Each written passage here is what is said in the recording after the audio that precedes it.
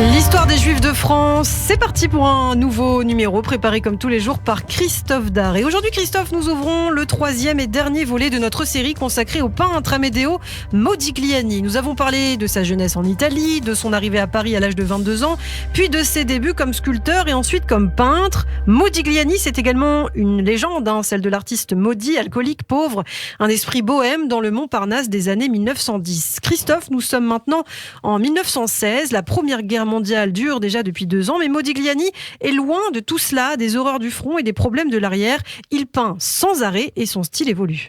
Il est intéressant effectivement de remarquer l'évolution en l'espace de quelques mois. Les tableaux de 1915 ont certes des visages ovales, déjà de longs coups, les yeux parfois vides, mais la couleur est souvent sombre, la peinture parfois pâteuse, le trait imprécis, maladroit, à la limite de l'esquisse. Parfois Modigliani laisse un œil avec une pupille et l'autre non. Certaines toiles sont d'ailleurs inachevées. On peut penser par exemple au portrait de Picasso, par exemple, artiste d'ailleurs avec lequel Modigliani a entretenu des rapports plutôt ambigus. En fait, Modigliani, il faut le dire, se cherche encore, et puis progressivement, à partir de 1916, 1917, les œuvres sont plus abouties, les traits des visages plus réguliers, les expressions des modèles plus marquées avec de la couleur, et puis les fameux visages qui s'allongent, ses longs coups et ses yeux sans regard, comme des masques africains ou océaniques tels qu'il les affectionnait. Mais malheureusement, les acheteurs à l'époque ne se bousculent pas. Modigliani est à la marge des grands mouvements artistiques qui secouent l'art en ce début du XXe siècle, le fauvisme, le cubisme et l'abstraction. Son caractère fantasque fait également fuir les grands marchands. Les seuls qui croient en lui finalement sont le marchand Paul Guillaume et Léopold Zborowski, un poète polonais qui lui achète ses œuvres, essaye de l'exposer d'ailleurs, paye ses dettes et lui donne de l'argent. Et à défaut de rencontrer des acheteurs, Modigliani rencontre bientôt l'amour de sa vie, une jeune femme très belle et élégante qui arrive à la Rotonde un jour de mars 1917, accompagnée d'une amie, la sculptrice Chana Orloff.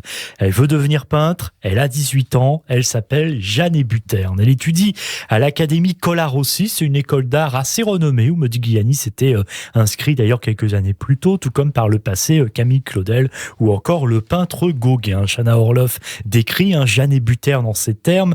Jeanne était une petite statue gothique avec ses longues nattes et ses grands yeux verts extraordinaires. Elle avait quelque chose de mystérieux. Il faut savoir qu'on la surnomme Noix de coco en raison de ses cheveux châtain roux et de son teint très pâle. Modigliani a le coup de foudre, on peut le dire, pour cette jeune étudiante qui ressemble à une madone comme dans les œuvres de la Renaissance qu'il admire. Et au bout de quelques semaines, Jeanne Buterne veut quitter le confort de sa famille bourgeoise pour habiter avec l'artiste, alors que ses parents, bien sûr, refusent cette liaison avec cet Italien alcoolique, misérable, juif, qui a 14 ans de plus qu'elle. Modigliani et sa nouvelle compagne s'installent toujours grâce à Zborowski aux 8 rues de la Grande Chaumière. Jeanne Buterne devient l'un des modèles favoris du peintre. Et le couple vit dans la misère et malgré une tuberculose et une santé déclinante, Modigliani boit beaucoup toujours. Heureusement, à la fin de l'année 1917, la roue semble enfin tourner. La galerie Bertweil organise sa première exposition personnelle avec une 30aine d'œuvres.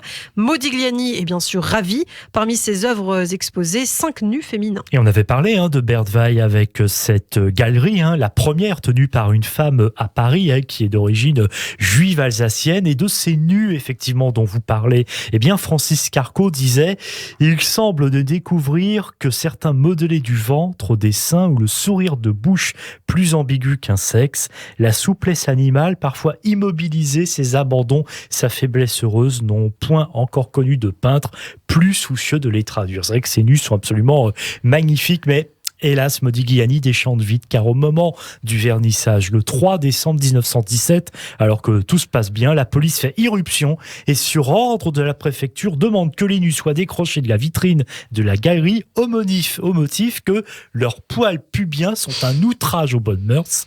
C'est un coup dur pour Modigliani qui évidemment misait beaucoup sur cette exposition pour enfin espérer vendre et peut-être sortir de la misère.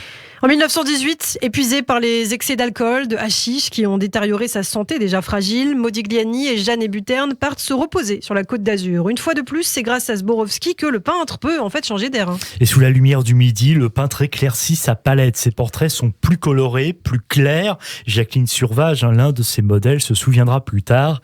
Il était d'une courtoisie exquise et grand seigneur, très beau, magnifique, toujours gai et intelligent. même s'il me quittait de temps en temps pour boire un peu. Alors je lui faisais la morale et il était gentil. Modigliani peint même 4 paysages où l'on sent l'influence de Cézanne. Lors de son séjour azuréen, Modigliani vient voir le peintre Auguste Renoir à Cagnes, dans sa villa des Colettes. Renoir est alors très âgé, presque paralysé. Il lui reste que quelques mois à vivre et il le reçoit en lui demandant « Alors, vous êtes peintre, moi je pelote les fesses pendant des jours et des jours avant de terminer une toile. » Et Modigliani lui répond « Moi, monsieur, je n'aime pas les fesses. » Et cette parenthèse azuréenne est décidément très riche, puisque le 29 novembre 1918, Jeanne Hébuterne donne naissance à une fille, du nom elle aussi de Jeanne. Mais la santé de Modigliani ne s'améliore pas et le couple vit toujours dans la misère, avec un bébé à charge en plus désormais. Léopold Zborowski envoie toujours donc et encore de l'argent depuis Paris, mais ce n'est pas assez. Au printemps 1919, Amedeo Modigliani, Jeanne Hébuterne et leur fille Jeanne reviennent à Paris. Et ils retrouvent le sinistre atelier de la Grande Chaumière, peu éclairé, pas chauffé. Jeanne est obligée de faire des petits portraits qu'elle vend quelques sous pour pouvoir survivre. L'état de santé de Modigliani continue de se dégrader. Sur une photographie de cette période, il n'y a d'ailleurs plus grand-chose du dandy romantique, un brin arrogant des photographies antérieures. Son regard est désormais triste, les yeux cernés, le visage amaigri, rongé par une barbe. Et il réalise d'ailleurs un autoportrait dans lequel le visage est pâle, émacié, le regard vide, tel un masque mortuaire et qui contraste avec le rouge de la veste. C'est la période où les visages de ces portraits s'allongent de plus en plus. Pour ne rien arranger, Jeanne Hébuterne est à nouveau enceinte, mais Amedeo Modigliani garde espoir. Il s'engage à l'épouser et à partir avec elle et leurs enfants en Italie. Il est d'autant plus optimiste que la chance lui sourit enfin. Zborowski vend 10 toiles de Modigliani, 500 francs pièce, à un collectionneur de Marseille. En septembre 1919, il est exposé à Londres où il remporte un grand succès et 4 peintures sont exposées ensuite au Salon d'automne. Ce qui du coup rappelle un petit peu ce qu'on avait pu dire pour Van Gogh. Finalement, on a beaucoup dit que Van Gogh et Modigliani n'avaient rien vendu de leur vivant. C'est pas complètement exact, pas complètement vrai, mais en même temps, ça reviendra à remettre en cause la légende de l'artiste maudit. Donc on préfère évidemment dire qu'ils n'ont rien vendu de leur vivant. Sauf qu'évidemment, en janvier 1920, à force d'excès, alors que le temps est glacial à Paris, Modigliani ne se sent pas bien. Il a une forte fièvre, il commence à avoir des hallucinations. Jeanne est enceinte, elle se serre contre lui pour le réconforter. Et le 22 janvier, le peintre inconscient est emmené d'urgence à l'hôpital de la Charité. Jeanne ne le quitte pas. 2 jours plus tard, le 24 janvier, vers 21h, Amedeo Modigliani s'éteint d'une méningite tuberculose sans avoir repris connaissance à seulement 35 ans. Et selon la légende, encore une de plus, le concernant, il aurait murmuré avant de mourir « Italia, cara Italia, Italie, chère Italie ». Le lendemain matin, aux premières heures du jour, Jeanne Hébuterne, désemparée, elle se jette du 5e étage de l'appartement de ses parents. Elle meurt sur le coup à seulement 21 ans, tuant du même coup le 2e enfant qu'elle portait et qui était sur le point de naître. Et je crois que là, on touche vraiment le fond vraiment de cette tristesse, car la famille de Jeanne, qui n'a jamais accepté sa relation avec Modigliani, refuse de prendre son corps en charge et il est finalement transporté par un ouvrier sur une brouette. C'est terrible, c'est complètement dramatique. Dingue, ouais. Léopold Zborowski informe le frère aîné de Modigliani en Italie, Giuseppe Emanuele, qui est alors un homme politique assez important, engagé dans le camp socialiste. Ce dernier lui dit « Enterrez-le comme un prince ». Le 27 janvier 1920, Modigliani est donc enterré au cimetière du Père-Lachaise. Jeanne, elle, est inhumée au cimetière de Bagneux. Quelques années plus tard, celle qui a partagé les 3 dernières années de sa vie sera inhumée aux côtés de son compagnon.